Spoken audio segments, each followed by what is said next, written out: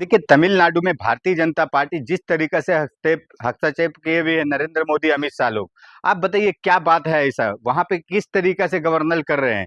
आप भाई सबसे बड़ी पार्टी, आप वो निमंत्रण आपको देना काम था, लेकिन उल्टा आप कर रहे हैं कि आप पीछे भाग रहे हैं। वो 3 बार बेचारे जा चुके हैं गवर्नर के पास कि हाँ, हम सबसे बड़ी पार्टी है, हमारे पास बहुमत है, हम दिखाएंगे।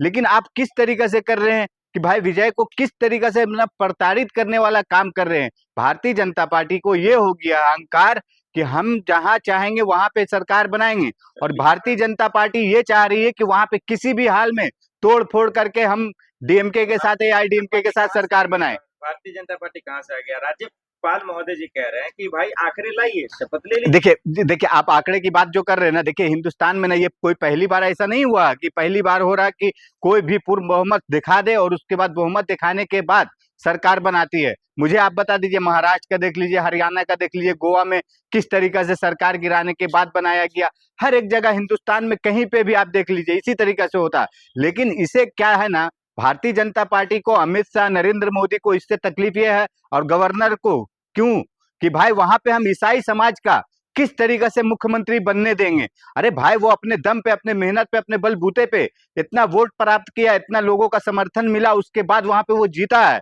और उसको कितना बड़ा 107 सीट जीत गया है बेचारा, और उसको आप इस तरीके से प्रताड़ित करने वाला काम कर रहे हैं कि उसको मुख्यमंत्री बनने नहीं देंगे। प्रताड़ित कहाँ कर रहे हैं? वो तो कह रहे हैं आखिरी लेकर ये हस्ताक्षर सर दिखा दीजिए। सर यही तो बता रहे हैं आपको। देखिए, संवैधानिक प्रावधान जो है, संविधान के तहत क्या होता है ना कि आंकड़ा देखिए पहले नहीं फ्लो टेस्ट होता है। आप पहले जो सबसे बड़ी पार्टी है राज्यपाल, उसको निमंत्रण देता है और उसको एक्सेप्ट करता है कि हाँ भाई ठीक है। लेकिन यहाँ पे सबसे उल्टा गेम हो रहा है कि राज्यपाल क्या कह रहा है कि आप पूरा 118 का आंकड़ा साबित कीजिए। आप बताइए, 100 वहां पे 12 लेकर कल गए, किस तरीके से वहां पे उनको पीछे कर दिया गया कि नहीं पूरा दिखाइए। अरे आप पूरा क्या मांग रहे भाई? आप किस तरीके से, मतलब आपका जो अब बोलते हैं ना नरेंद्र मोदी अमित शाह का तानाशाही चल रहा, इसी तरीके से राज्यपाल तानाशाही कर रहे। आप पूरा आंकड़ा क्यों मांग रहे? संविधान ये कहता है, संविधान कहता है कि भाई फ्लोर टेस्ट जब होता है, जिस तरीके से जो प्रक्रिया, उस प्रक्रिया के तहत आप कीजिए ना।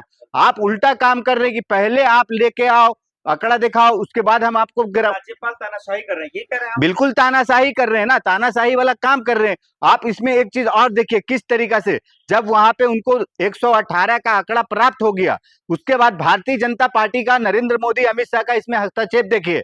वहां पे वीएससी कुछ ऐसा पार्टी का नाम है जिसने 2 सीट है, वो लेटर तक दे दिया। बाद में राज्यपाल वहां पे क्या बोल रहा है, लेटर पे सिग्नेचर नहीं है। अब बोलिए, लेटर पे सिग्नेचर नहीं, लेटर वो क्या अपने घर से लाके दे दिया? वो कोई डुप्लीकेट लेटर लाके दे दिया क्या विजय थलापति ने? विजय थलापति ने दिया लेटर, तो आप लेटर के बाद क्यों नहीं एक्सेप्ट कर रहे हैं? आप बोल रहे कि लेटर पे साइन नहीं है। तो ये राज्यपाल का, नरेंद्र मोदी अमित शाह लोग का ये सब साजिश है कि वहां पे राष्ट्रपति राष्ट्रपति लागू करवा दे सिस्टम। राष्ट्रपति शासन लगेगा। हाँ, राष्ट्रपति शासन लागू करने के काम कर रहे हैं ये लोग कि भाई हमारा फिर से भारतीय जनता पार्टी का चुनाव हो वहां पे, और ये चुनाव करने में। लेकिन ये चीजें बनेंगे या नहीं थलापति? देखिए, बनने को तो वो बनेंगे ही, चाहे ये जो भी कर ले, लेकिन ये राज्यपाल की गलती है कि राज्यपाल जिस तरीके से प्रताड़ित करने वाला काम कर रहे हैं।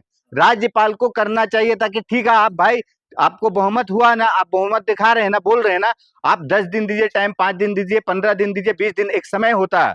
कहीं पे भी कोई भी राज्यपाल का ये काम होता है कि समय अनुसार अगर आपको जो बहुमत नहीं साबित कर पा रहे हैं, तो फिर आप राज्यपाल किसी और को निवेदन देगा कि हाँ भाई आप सरकार बनाइए। लेकिन यहाँ पे तो उल्टा काम हो रहा है ना। विजय थलापति धमकी क्यों दे रहे हैं कि हम 107 विधायकों से इस्तीफा दे देंगे? नहीं, देखिए, धमकी देने का बात विजय थलापति नहीं कर रही, ये भारतीय जनता पार्टी की जो मेन स्ट्रीम मीडिया है, जिस तरीके से भारतीय जनता पार्टी के सोशल मीडिया वाले लोग हैं, जिस तरीके से व्हाट्सएप यूनिवर्सिटी वाले भारतीय जनता पार्टी के लोग हैं, ये लोग इस तरीके से प्रोपेगेंडा रचने वाला काम कर रहे हैं कि हम इस्तीफा दे देंगे, हम लोग 107 विधायक। कोई इस तरीका का विधायक।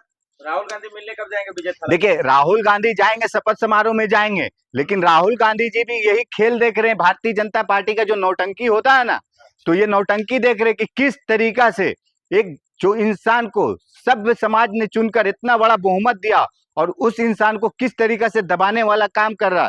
तो राहुल गांधी जी को जब उनके पिताजी ने समर्थन का दावा दिए कि हाँ भाई हम कांग्रेस के साथ सरकार बनाएंगे, जब भी तो उन तो एक्सेप्ट किए ही।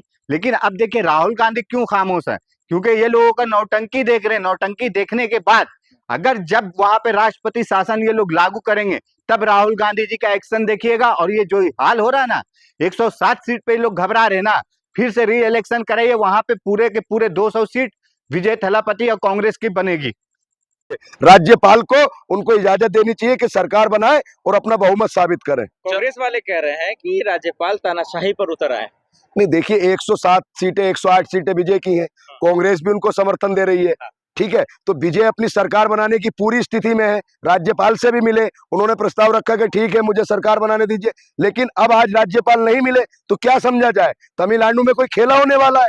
एक बार बताइए, बंगाल में आज शपथ ग्रहण हो गया ना, तो फिर तमिलनाडु में क्यों नहीं होगा? तमिलनाडु भी भारत का हिस्सा है ना, भारत देश में ही आता है। तो विजय को सरकार बनाने दी जाए। सस्पेंस का मतलब कैसे समझा है जो आम लोग हैं?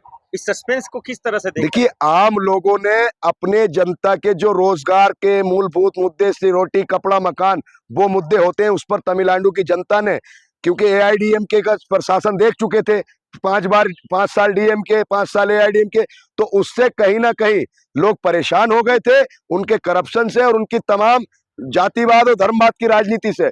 तो तमिलनाडु की जनता ने एक ऑप्शन चुना जो विजय सुपरस्टार थे अपने रियल लाइफ में, तो रियल लाइफ में वो भी सुपरस्टार साबित हुए।